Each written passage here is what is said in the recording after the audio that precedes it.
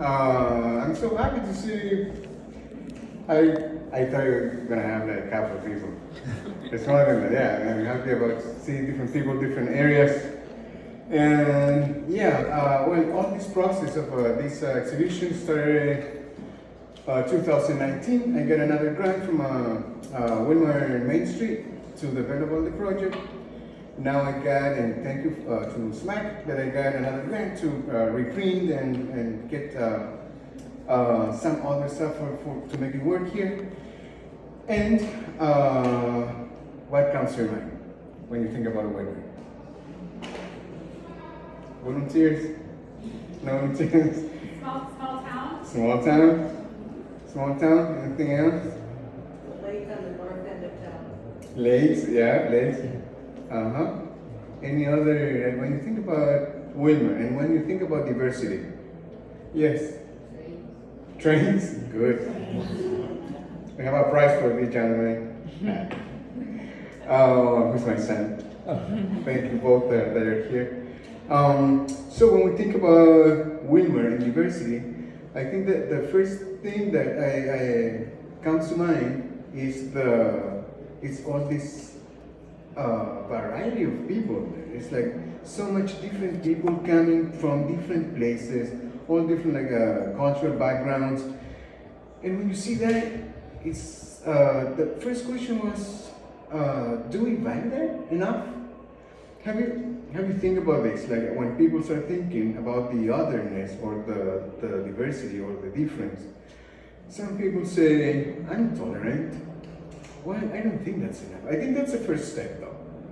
Tolerance is like kind of hard to swallow, but I swallow. Then some people say, I'm acceptant to that. Like I can accept that. Well, that's good, but I don't think it's enough. Some other people, and if we go like walking this step of valuing diversity, I think the last one is when you seek seek this diversity. It's not just like being there. You want to have it in your town. You want to have it in your organization. You want to have it in your community. So this exhibition is about that. And think, like give a little moment, and if that makes sense or not. Like how much we value that diversity in this community, Willmar in this case. So here we have two big groups of pictures. One is dedicated to all kind of items, landscapes, and when you see, when maybe you're not that aware that you see that every day, or when you go to the grocery store and you see all these apples or tomatoes or colors, shapes. So when you see that, I don't know if you're like very aware about the variety that you have there. It's kind of it's a diversity that you have there. You value that. So when you see, and I've talked with different people from Minnesota, and they say, I really like that we in Minnesota can see all 4 seasons. Maybe 2 of the seasons, like just 2 weeks, but that's So when you see that, it's like I can see appreciation for the different seasons, right? So then we have here we have a few gardens. So I like when we think about diversity equals something else that clearly we value. So when we see these gardens, I have a toilet with flowers. I have booths there with flowers.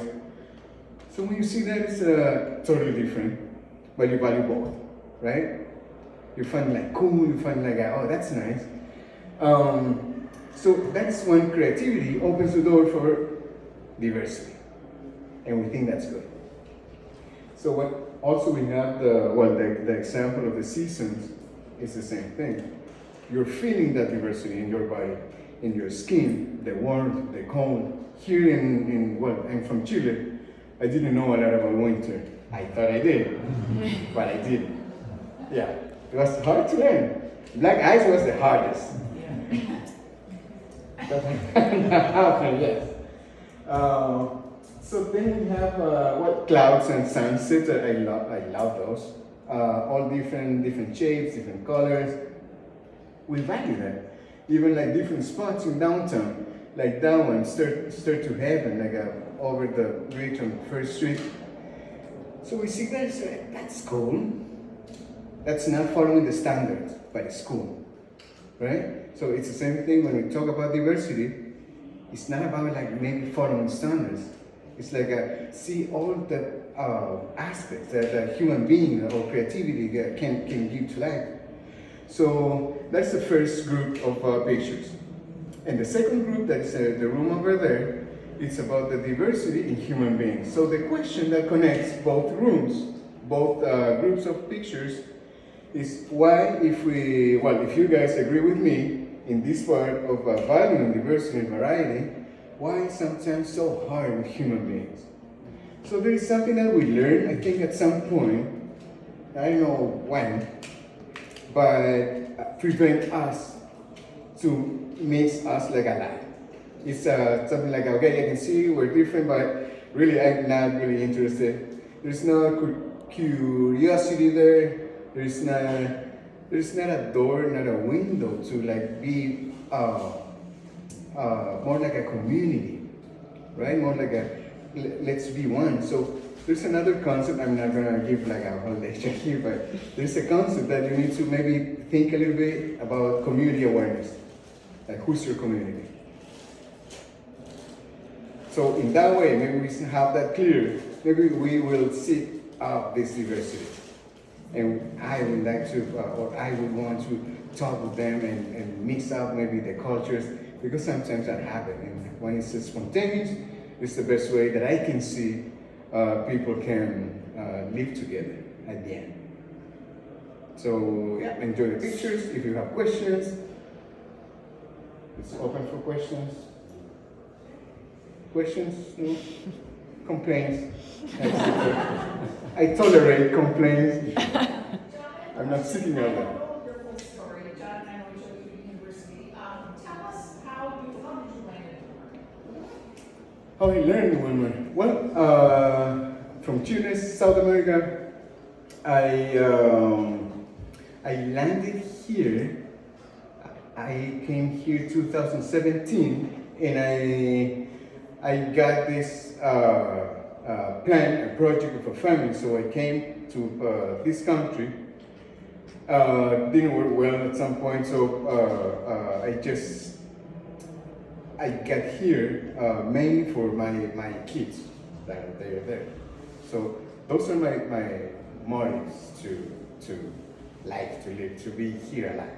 So coming here with this family project, and rapidly and in time.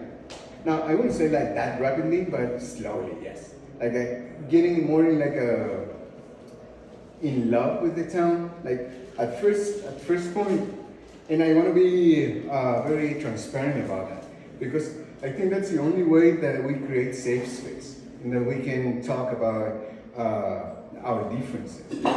So when I came here, I got this a lot of prejudices to the town, to white people.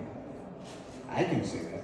So my prejudice was I cannot trust. I'm gonna get hurt at some point or in different aspects. So you know what changed? When I started studying, I studied a lot about social justice, diversity, communities, culture. And I realized that my problem is not with white people. My problem is with white supremacy. Those values are my problem, because I have different values. And I'm open to accept, not just accept, as I said, like being curious about other cultures. And yeah, I think that's very important to say, because you can ask the same thing for yourself. Like, are you participating from community activities? Are you mingle up with other people? Not just seeing difference like, oh, this guy is a different color than my skin color. Or, oh, this guy has this hair with beads or something. Yeah, you can see that's different. But you wonder why? Like, maybe, what does it mean for this guy? So, creating safe space to open talks and mingle up in that sense, I think it's very valuable. That's responding a little bit of that question that what I found when I just got here.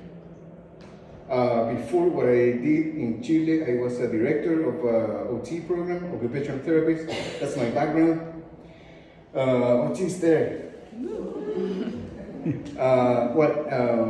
Having done my background, and I would say my specialty in OT is community-based OT. So that means working as an OT, but in the community, not face-to-face with one person, or not linked with insurance companies. It's more like what I do, and how I do it is getting grants from other foundations, so I can work more, I say, like freely, but following more like my ideals. Yeah. Yes. So, John, I have a question for you as a photographer. So, what was your approach in how you capture these images?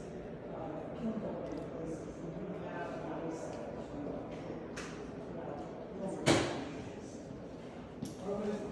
we talk about that process. About being photographer? The artistic process. Oh, the artistic process? Okay.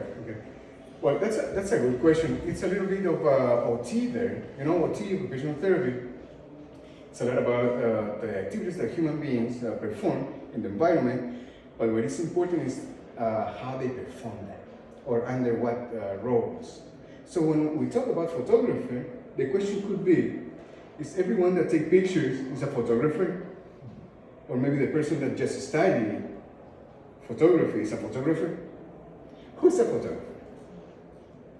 So I think that question is it's great, because it makes me think a lot about who I am here, where I am now, here in Willmar, in the United States. So coming from Chile, it's part of the process, like I reinvent myself. Remember that I said I came here with the kind of a prejudice that changed in time, but changed also because I needed to reinvent myself, to look at myself. I was not that different back in Chile, but when I got here, I was like very different. And I didn't want to follow standards because I would never get there. So what I did was being more Latin than I was back in Chile. So my identity is Afro-Latin. I belong to a Afro-descendant group of people in Chile. And yeah, it's part of that. So identities, when I talk about identities, it's like how you perform all your activities in the world, in your activity, in your community. And thinking about that, the photography piece is like, how can I show these thoughts about diversity and how we cannot value a lot of times on human beings? I thought about photography. I've been taking pictures like a hobby for a long time. But now I talk, it was more intentional about the things that I want to show, the ideas that I want to put in through pictures. So think about that. In that way, I don't think of myself like a photographer, but I think of myself as an artivist. So using art to be active with my beliefs. So I use photography, I use percussion, music, I use dance. So always thinking in bridging cultures so people can have a better understanding and reduce the prejudices facing the otherness or the difference. That's it. John, I think you might have partially answered that, but one of the things I was thinking about, you started saying is that I was thinking of questions, so I was like, oh good, we're on the same here. But one of the things I appreciate that you do in the community is you show up and you communicate through occupations, through activities, whether it's dance, drumming, artwork, all that kind of thing. I'm curious, did some of the photos you take inspire the whole project, or like kind of which came first? Like, did you have some of these photos that you wanted to use to express this, and then the opportunity came along, or kind of what? Yeah. Well, the first one was going to the grocery store. The first days that I came here, when I was here in the United States, going to Willmar was like a lot of different people there. And that was nice to see. Like with my shopping cart, blonde people, black people, brown people. That was nice to see. I was kind of, So then I started thinking in all the variety of things. And here in the United States, I don't know if I've been in other places, I haven't seen, for example, like apples. It's like a whole row of different apples, different colors. So I thought that's great, right? Like a variety and the diversity in that. So I think it was the grocery store, the one that got me more like inspired to think about diversity here. It's, I don't know, curious. Yeah. Do you have a favorite photograph? Oh, the toilet. It is? Oh yeah, the toilet. Because the toilet, and this is part of also in OT, occupational therapy, sometimes you call it something environment managing, or like you can modify the environment and it means a different thing. So for that one, just having the flowers coming out, what is it? It's not really a toilet anymore. Just for the flowers, right? But you take out the flowers and you put a toilet paper there, it means a different thing, right? That's why I really like that one. That's my favorite. Well, the snow, it's also, I thought I knew about snow and winter, but wrong. It was like in my face, like, nope. No. Yeah. So that's my favorite.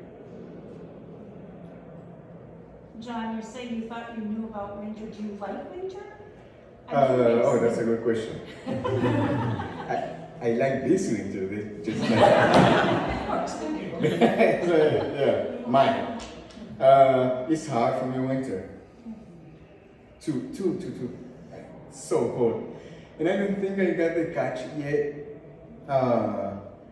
Again, talking about diversity, I see people when winter is here, they do a lot of different things, a lot of different activities than we do in summer, right?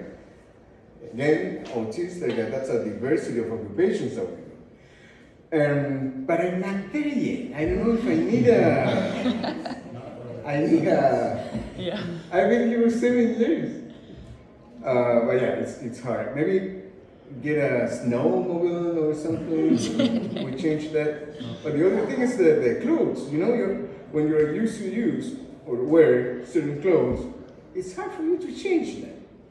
So for me, winter could be like very cold, but I just get warm like it was cold in Chile. Like maybe a shirt, jersey, and a jacket.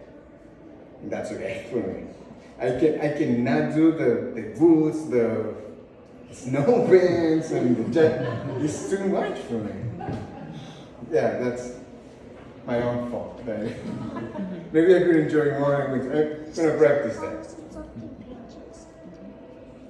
Did you want to talk about the purpose or business? Oh yes. What I'm doing today currently is working full time for a mental health organization, which is called Women's Centers. So there I'm the community impact person. That's my full-time job. I really like that job. I'd like to be involved in the community.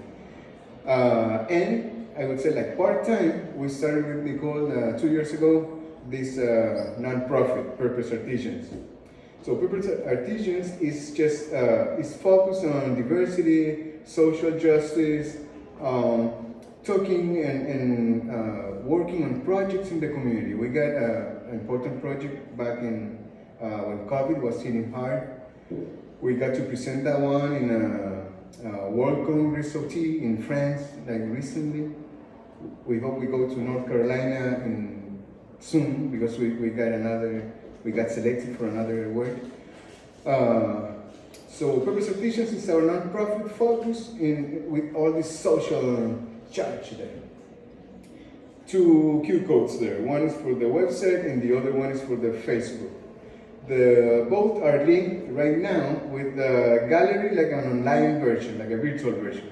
So some of the ideas that we have been talking here are there, and the pictures, of course, are there too.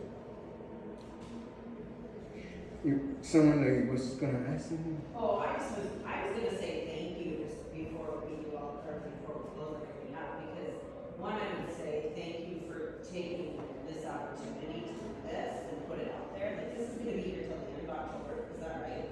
Yeah. The Historical Society is putting this on, and so the three of us were classmates back in the day in occupational therapy, and we were saying we didn't know this exists, what else do we not know exists? So we were thankful that you're bringing awareness to things like this, and also I hope this challenges our state to be more aware of occupational therapy and what we can do in the community, and you're really leading the way of listening to the community needs and showing how we show up. It doesn't have to all be heavy, scary conversations. Sometimes those conversations occur through dance and music and connecting, and we're here for it. Thank you.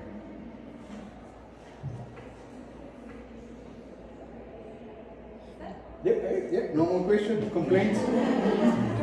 I'll just make a comment real quick. I got to meet John the first time, probably around 2018. Blue Cross Blue Shield did a Healthy Foundation Willmar. I work part-time in Willmar. I don't live in Willmar, but I spend half my week at least there. He was out with his drum circle, and that was the first time I met him, and it's fabulous. But then he's so involved in the community, so the drums, but all the different things you're teaching, dance classes you're doing, yoga you're doing, all that. Involved in the DEI work that happens out in the area. And then recently, we spent a lot of time together this last year because Woodland Centers with John and his buddy Kel did a Kids Connection event at the Willmar Uptown Mall in the empty space, and so many of our organizations got together, and we just got to spend a lot of time having fun with kids coming in, and it was about bringing the resources so kids or families would know about them, but it was really more about connecting, and over time the word got out. It was such a variety of people that would come out, and we got to connect in the community, and so I was so thankful to get to spend that time. Enough so that we got to bring you in 2 weeks ago to do our DEI training for our all staff. I work for a United Community Action Agency, and so we have about 300 staff. So he and Kel came in and did our probably the first ever diversity training that we've had at one of our all staffs that was really well attended, and it was very good. So I appreciate having gotten to know John, and when I heard this was up, I said to my boss, I'm taking the afternoon off. I went down to support John because I think it's really important for our community to support the work you're doing. And Nicole along with you, and got to meet Nicole and the little guy, wherever he is. I don't even know his name, which is weird because I got to know a lot of their names because the same families came out every week. But I appreciate that you did this and you brought a light to Willmar and the work that's being done there. And I'm so glad that we get to partner on things in this diversity piece that we can be at. Willmar is an interesting community for that piece. It has been a little bit ahead of everybody else in rural Minnesota for a while. So I appreciate that you did this and got to shine that spotlight. Yeah, thank you. Well, thank you, John. Yeah, you're very welcome.